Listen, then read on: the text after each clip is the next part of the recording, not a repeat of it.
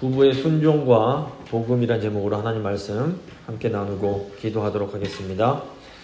5월이 가정의 달이고, 그래서 지난 2주에 걸쳐서 자녀 양육과 부모 공경에 관한 말씀을 나눴습니다. 오늘은 이제 부부 간의 순종에 대한 말씀을 나누려고 합니다. 요즘은 이 과거와 이 가족 구조가 많이 달라졌습니다. 특별히 이제 요즘에는 1인 가구들이 많아졌습니다. 한국의 경우에는 30대, 40대의 50%가 싱글이라고 합니다. 그래서 소위 싱글 세대라는 새로운 용어가 생겨날 정도입니다. 또 과거에 비해서 이혼하신 분들도 많아졌습니다. 그러다 보니까 이제 어떤 분들은 이 부부 관계에 대한 말씀이 나와 무슨 관계가 있는가 이런 생각이 드실 수도 있습니다. 그런데 바울은 이 부부 관계 안에 그리스도와 교회 관계의 비밀이 들어있다 이렇게 가르칩니다. 또 이제 앞으로 결혼하게 될 또 막 결혼하신 그런 다음 세대들을 위해서라도 이 결혼, 이혼 그리고 독신에 대한 하나님의 뜻을 저희가 배울 필요가 있습니다.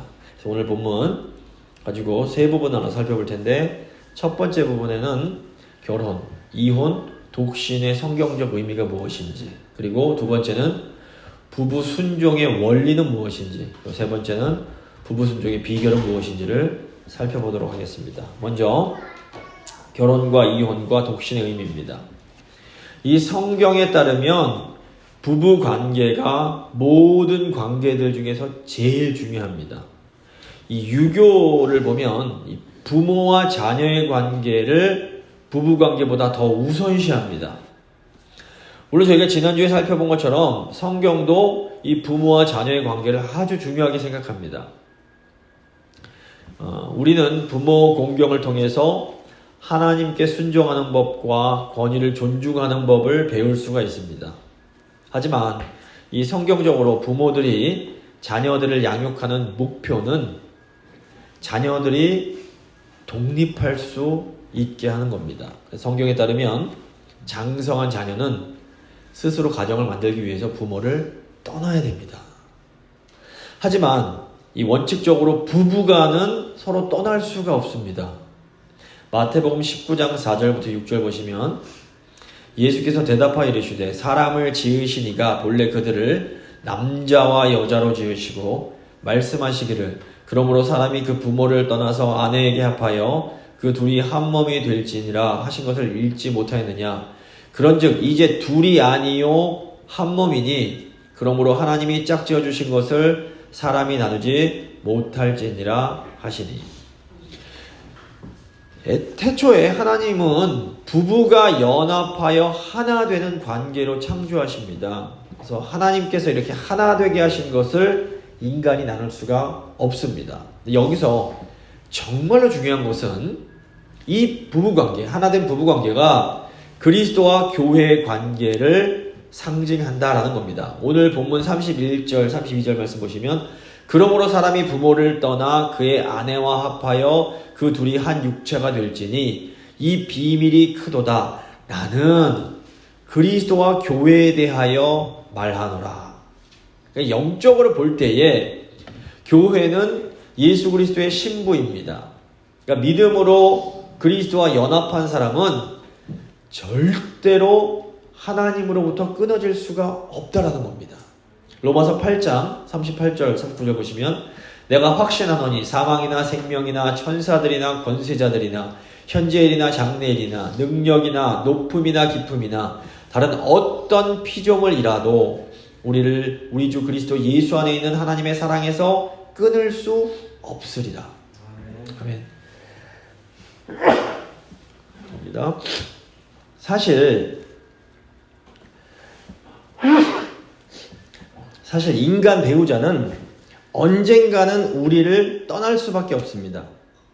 하지만 우리 예수님은 절대로 우리를 떠나지 않으십니다. 예수님이 우리를 절대로 떠나지 않으시고 영원히 우리와 함께 하신다는 이 사실이 우리에게는 너무너무 중요합니다. 근데 하나님은 많은 사람들에게 배우자를 허락하시고 부부로서 이 땅을 살아가게 하십니다.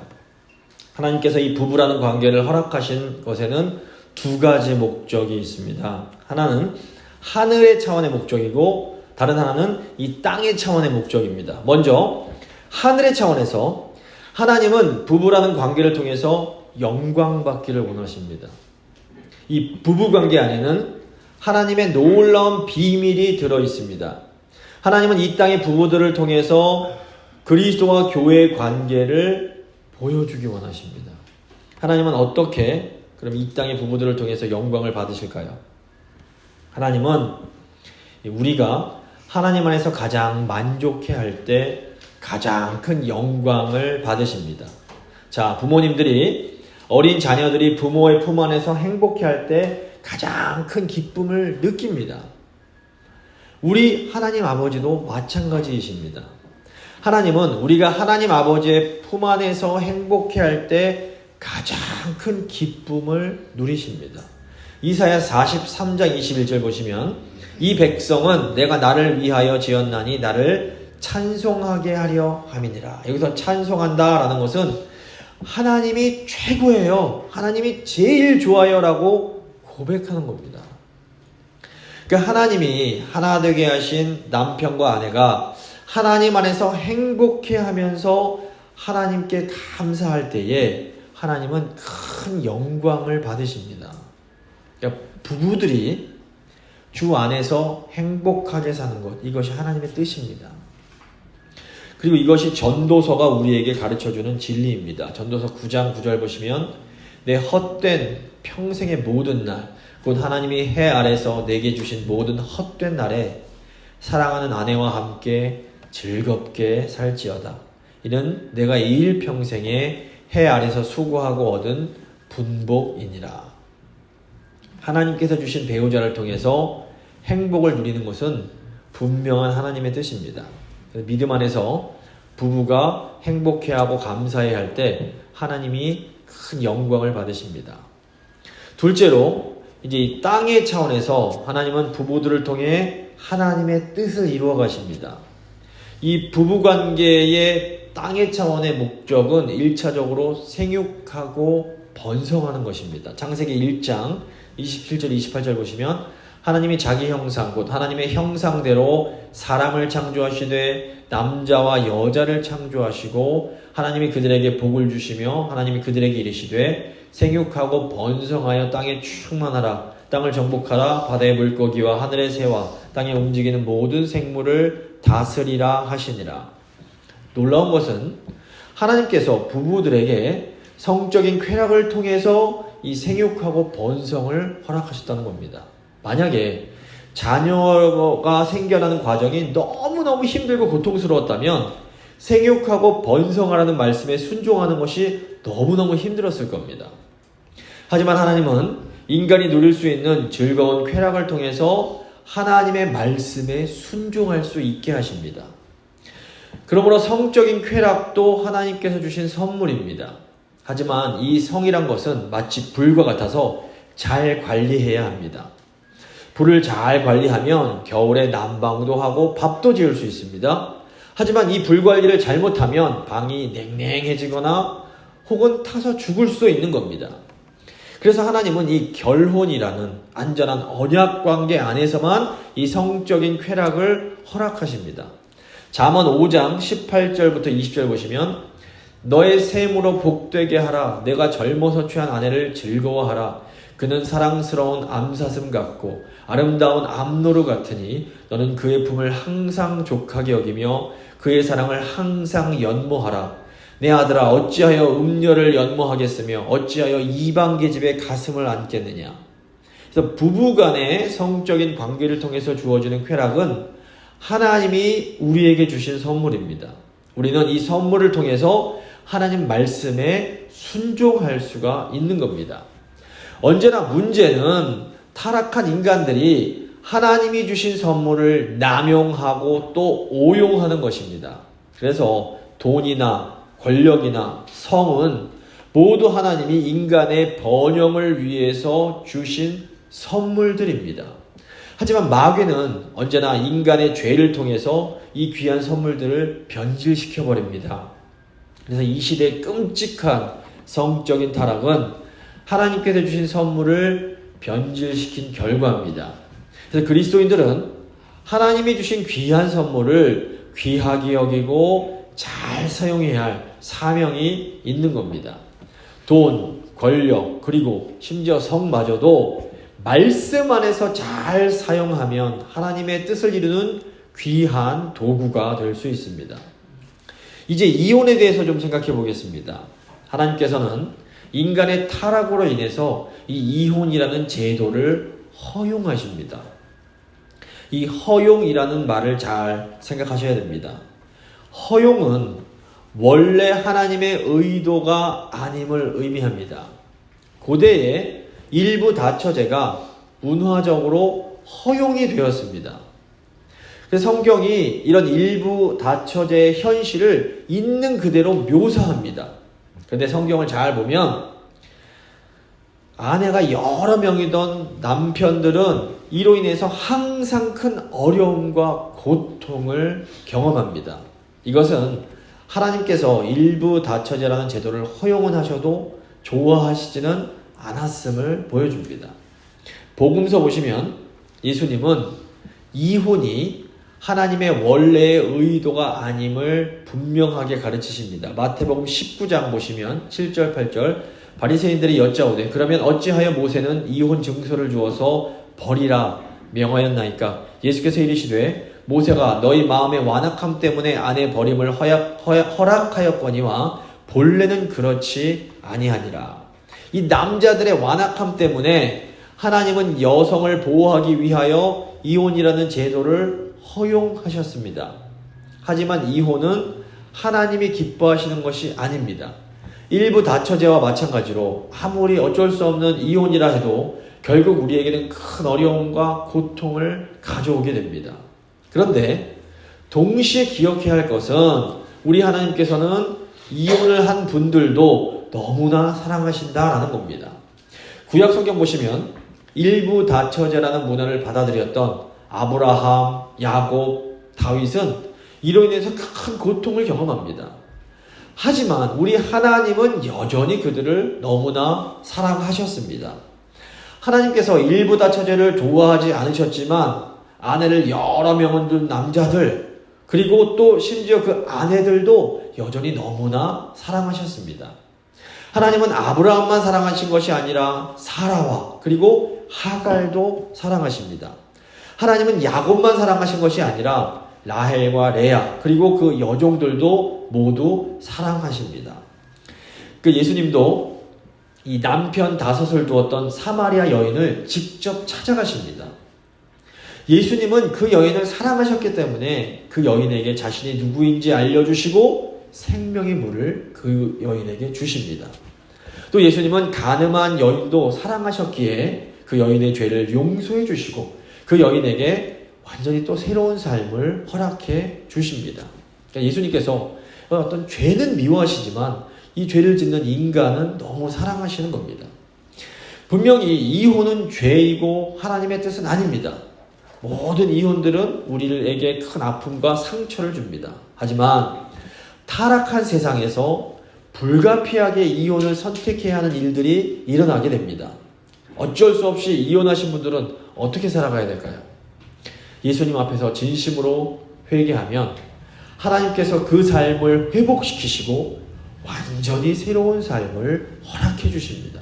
그래서 교회는 일단은 최선 다해서 결혼한 부부들이 이혼으로 가지 않도록 최선을 다해서 도와야 됩니다. 하지만 동시에 어쩔 수 없이 이혼을 한 분들이 계시다면 회개하고 새로운 삶을 사실 수 있도록 도와야 되는 겁니다. 이제 또 독신에 대해서 생각해 보겠습니다. 하나님은 어떤 사람들은 독신으로 살게 하십니다. 제가 앞에서도 말씀드렸지만 요즘은 이 싱글들이 점점 더 늘어나가고 있습니다. 예수님께서 사람들이 결혼하지 않는 이유를 3가지로 열거하십니다. 첫째로 어떤 분들은 처음부터 결혼하지 못할 몸으로 태어나게 됩니다. 여기에는 뭐 어떤 신체적인 결함이나 또 동성애적인 성향을 가진 사람이 포함될 수 있습니다. 헨리 나우엔이라는 이 카톨릭 사제가 있는데 이분이 동성애 성향을 가지고 태어났습니다. 동성애적 성향을 제거해달라고 하나님 앞에 열심히 기도했지만 그 성향이 사라지질 않았습니다. 결국 이 헨리 나우엔은 이 동성애적 성향을 독신의 선물로 받아들이고 평생을 독신으로 지내게 됩니다. 평생토록 큰 외로움과 싸워야 했지만 이 외로움만큼 더 예수님과 깊은 교제를 나누게 됩니다. 둘째로 사람의 손으로 이렇게 그렇게 된 독신이 된 사람들이 있습니다. 이 고대에는 강제로 거세를 시키는 끔찍한 풍습으로 희생된 사람들이 있었습니다. 또 오늘날에도 어떤 강제나 외부적인 환경으로 말미암아 싱글로 남아있는 분들이 계십니다. 가령 제 주위에도 이 연로한 부모님을 돌보기 위해서 스스로 결혼을 포기한 분들이 계십니다. 셋째로 예수님은 하늘나라를 위하여 스스로 결혼하지 않는 사람도 있다라고 말씀하십니다. 주님을 섬기기 위해서 자원하는 마음으로 결혼을 포기하는 분들이 있는 겁니다. 그런데 이 성경 보시면, 신약 성경 보시면 예수님도 또 사도 바울도 모두 독신으로 지내셨습니다.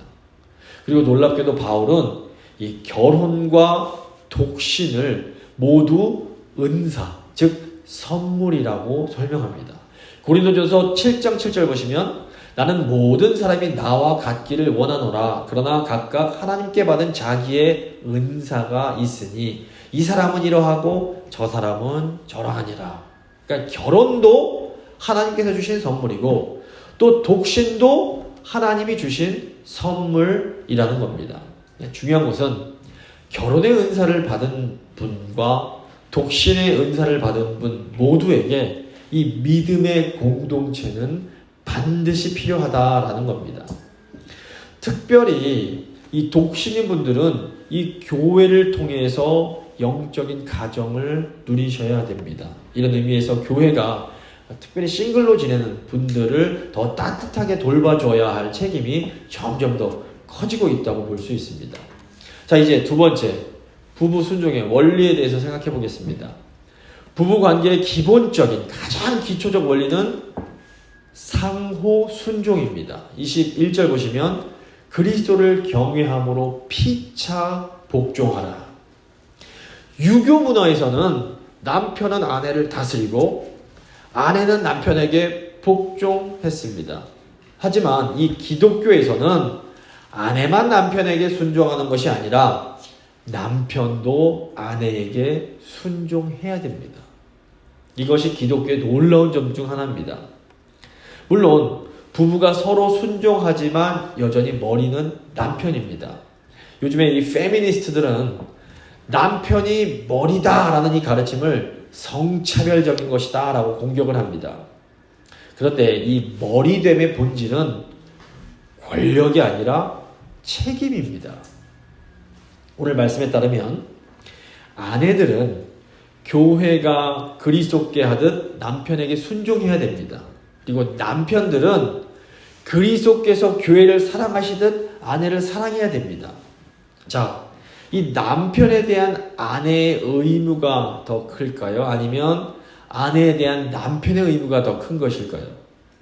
자, 예수 그리스도는 교회를 위해서 십자가에서 달려 돌아가셨습니다. 이것은 남편들이 아내를 위해서 죽어야 됨을 의미합니다. 아내는 남편에게 순종해야 되지만 남편은 아내를 사랑하기 위해서 죽어야 됩니다. 제가 이제 앞으로 청년들의 이제 이해를 돕기 위해서 제 개인적인 얘기를 좀 나누겠습니다. 이해해 주시기 바랍니다. 제가 이제 대학교에 들어가면서 책을 좀 열심히 읽었습니다. 특별히 좀 철학책, 신학책들을 열심히 읽다 보니까 제가 굉장히 교만해졌습니다. 그래서 교회에서 뭐 옳지 못한 말, 옳지 못한 행동하는 그런 청년들을 아주 무섭게 지적해 냈습니다. 진리에 대한 확신이 너무 강하니까 그 눈에 보이는 게 없었습니다. 너무 화도 잘 내고 성질이 고약해서 저 때문에 울지 않은 교회 청년들, 자매들이 없었습니다. 다 울었습니다. 오죽하면 20대 시절 제 별명이 미스터 성질이었습니다. 이제 교인들은 설마 그러실지 텐데 제 가족들이나 제 친구들은 제 그 흑역사를 잘 알고 있습니다. 그러다가 이제 20대 후반에 제가 교회에서 한 자매와 교제를 하게 됩니다. 이 제가 처음 드리는 말씀인데, 저 나름대로는 굉장히 잘해줬습니다. 그런데 여전히 뭐 제가 옳다는 고집은 여전히 했던 겁니다. 내 생각, 내 방법이 옳다는 고집이 너무 강하다 보니까 그것이 이제 그 자매에게 큰 상처가 되었던 것 같습니다. 결국 그 자매와 헤어지고 나서 제가 얼마나 교만했는지를 처절하게 깨닫게 됩니다. 그리고 하나님 앞에서 정말로 회개를 많이 했습니다. 그리고 이제 신학교에 들어가서 제 아내를 만났습니다. 이제 아내와 이제 처음 교제 시간 대화를 하는데 아내가 저는 예수님을 위해서라면 뭐든지 할 수 있고 어디든 갈 수 있다. 아프리카도 갈 수 있고 다 갈 수 있다. 이런 고백을 하는 겁니다. 제가 그 말을 딱 듣고 저 여자다. 그래서 하나님 앞에 하나님이 자매를 주시면 제가 앞으로 하나님과 또 저 자매 앞에서 겸손하게 살겠습니다. 고백하고 결단을 했습니다. 그런데 결혼을 하고 보니까 이 아내와 저 사이에서 예수님 사랑하는 것 외에는 너무 다른 게 많은 겁니다. 가령 저는 치약을 뒤에서부터 차곡차곡 쌌는데 아내는 가운데부터 꾹 눌러졌습니다. 이게 굉장히 저 나름대로 힘들었습니다. 또 저는 책상에서 공부할 때 책을 이렇게 쌓아놓고 공부하는 걸 좋아하는데 아내는 깔끔한 걸 좋아했습니다. 또 저는 말로 사랑 표현하는 걸 별로 이렇게 쑥스러워서 좋아하지 않는데 아내는 꼭 말로 해주길 원했습니다. 이게 다른 것이 틀린 게 아니란 것은 알지만 이 다르다는 게 너무너무 저를 힘들게 만들었습니다. 근데 저는 이제 제가 경험이 있기 때문에 예전처럼 제가 옳다고 고집하면 안 된다는 것을 알고 있었습니다. 그래서 행복한 가정이 되려면 예수님처럼 나를 죽이고 희생을 해야 되는 겁니다. 그래서 저는 모든 것을 이제 아내에게 맞추기 위해서 정말로 최선을 다했습니다. 처음에는 이게 너무너무 힘들어서 결혼 초기에 스트레스가 너무 많아서 머리에 이만한 원형 탈모가 올 정도였습니다. 처음에는 아내가 왜 이렇게 나를 이해 못 해주는지 너무 억울할 때도 많았습니다. 그런데 놀랍게도 저를 죽이면 죽일수록 아내가 회복되고 살아나기 시작했습니다. 요즘에는 아내가 그때는 내가 너무 몰라서 그랬다고 미안하다. 그럼 저한테 고맙다는 얘기도 제가 듣긴 합니다. 물론 아내도 저의 연약한 모습을 이해하려고 많이 노력하고 많이 참아 주었습니다. 또 저도 뭐 실수도 많이 하고 여전히 노력해야 될 부분이 많이 있습니다. 하지만 우리가 하나님 말씀에 순종하는 만큼 하나님께서 주시는 행복을 경험할 수 있다라는 것은 분명히 말씀드릴 수가 있습니다. 남편들은 아내를 사랑하기 위해서 자기를 죽이고 희생해야 되는 겁니다. 이게 분명한 진리입니다. 자, 저희 부모님 세대들 경우에는 보통 어머니들이 일방적으로 참고 인내하시는 경우가 많았습니다. 그러다 보니까 이 부부가 하나님이 주시는 참 행복을 누리지 못할 때가 너무 많았습니다. 또 요즘은 뭐 아내들이 남편들보다 학력도 높고 돈도 잘 버는 경우가 많습니다. 또 어머니들도 자기 딸들은 나처럼 남편에게 기죽어 살지 않기를 원하시는 경우가 많습니다. 그러다 보니까 요즘에는 남편들에게 순종하지 않으려는 아내들이 많아지고 있습니다. 하지만 이 그리스도인 아내들은 그래도 남편을 머리로 인정해 줘야 됩니다. 비유하자면 남편은 이 축구팀의 주장과 같습니다. 완장을 차고 있는 겁니다. 근데 축구팀을 보면 주장보다 축구를 잘하는 선수들이 많이 있습니다. 하지만 아무리 축구를 잘하는 선수라도 주장 말에 순종을 해야 팀이 하나가 될 수가 있는 겁니다. 그래서 행복한 가정을 원한다면 돈 더 잘 벌고 더 유능한 아내라도 남편을 머리로 인정해야 됩니다. 예를 들어서 영국의 여왕이라도 집에 들어가면 이 남편 말에 순종을 해야 되는 겁니다. 그래서 하나님이 원하시는 행복한 가정이 되려면 남편은 아내를 위해서 자기를 죽여야 되고 아내는 남편의 권위를 인정하고 그 말에 순종을 해야 되는 겁니다. 그래서 그리스도를 경외함으로 이렇게 서로 순종하는 것, 이것은 사실 부부뿐 아니라 모든 관계의 비결이라고 볼 수 있습니다. 근데 문제는 언제나 그렇듯 아는데 이 원리를 따르는 것이 너무너무 힘들다는 겁니다. 마지막 부부 순종의 비결을 생각해 보겠습니다. 자, 우리가 어떻게 하면 이 서로 순종하는 말씀에 순종할 수 있을까요? 역시 그 비결은 복음에 있습니다. 복음은 예수님이 나를 위해서 해주신 일입니다. 이 부부관계에서도 가장 먼저 나를 위해서 죽으신 예수 그리스도를 생각해야 됩니다. 이 세상 사람들은 부부관계가 너무 힘들다 보면 뭐 술을 마시거나 또는 바람을 피웁니다. 하지만 우리 그리스도인들은 부부관계가 너무 힘들면 이제 예수님께 나아가는 겁니다. 부부싸움을 하고 나서 너무 힘들 때 그때 그리스도인들은 정말로 진실하고 간절하게 기도를 하게 됩니다. 우리가 정말 간절히 주님께 기도하다 보면 이 땅에서의 삶보다 훨씬 더 중요한 것이 있다는 것을 깨닫게 됩니다. 이 땅에서의 삶이 행복해 봐야 그래도 이 땅의 삶은 완전할 수 없고 영원할 수도 없습니다. 그래서 우리에게는 영원한 사랑과 영원한 생명이 필요합니다. 우리 예수님은 영생을 주시려고 우리에게 오시고 십자가에서 죽으심으로 그 영원한 사랑을 우리에게 보여주셨습니다.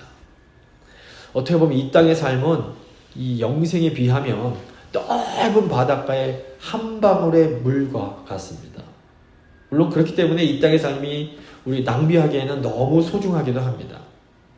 근데 우리가 이 영원한 생명에 집중하면 이 땅에서의 삶 자체가 변화됩니다. 삶을 대하는 태도가 변하는 겁니다. 우리가 이 땅에 집착을 하면 어떻게 하면 내가 좀 더 행복해질 수 있을까? 이걸 생각을 합니다.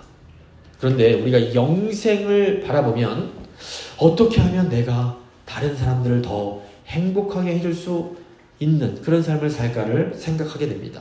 그래서 이 땅의 삶에 집착하면 왜 내 배우자가 내가 원하는 것을 해주지 않을까? 이러면서 억울해하고 분한 마음이 생깁니다. 그런데 우리가 영원한 삶에 집중하면 내가 내 배우자를 더 사랑해주지 못한 것에 대해서 후회하고 반성하는 그런 삶을 살게 되는 겁니다.